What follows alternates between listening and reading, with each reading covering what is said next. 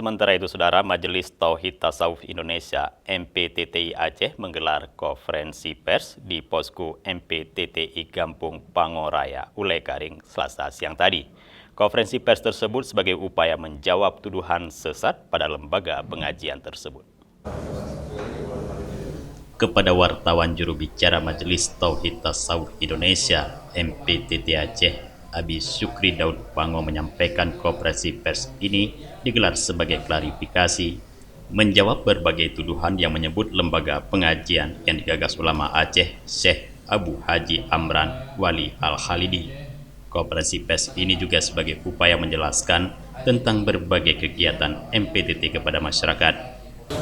Langkah-langkah yang kita lakukan sebetulnya dari awal berdirinya sudah terus diambil langkah-langkah untuk memberi pemahaman kepada masyarakat soal tauhid dengan berbagai tingkatannya oleh Yang Buya, dan langkah-langkah setelah keributan itu terjadi kita terus melakukan pendekatan-pendekatan dan kita kirim surat kepada beberapa lembaga pemerintahan untuk minta bermediasi, bertemu untuk minta jalan keluar sekaligus menjelaskan dulu masalah yang terjadi.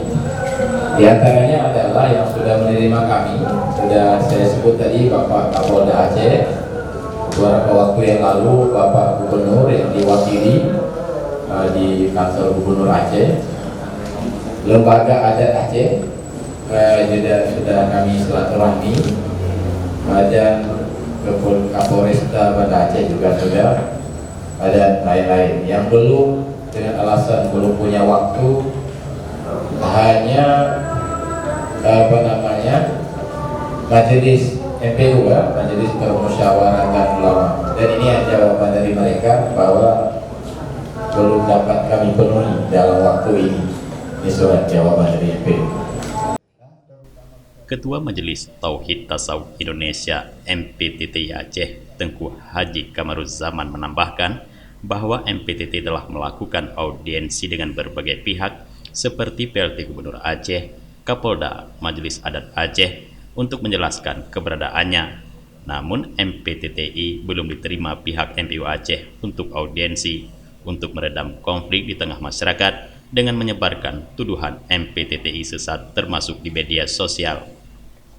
Terkait dengan besarnya perkembangan, maka dalam berbagai perkembangan dan kemajuan daripada masyarakat dan negara kita, bahwa untuk melegalkan daripada pendidikan yang diajarkan itu, maka dibentuklah pada tahun 2016 itu satu lembaga yang bernama MPTTI, yaitu Majelis Pengkajian Tauhid Tasawuf Indonesia. Secara legalitas sudah punya hak selaku lembaga yang berkedudukan di dalam wilayah negara Republik Indonesia, sebagaimana kedudukan lembaga-lembaga lain yang ada di negara kita. Jadi secara hukum kita sudah bisa bergerak dan tidak ada yang melarang secara hukum.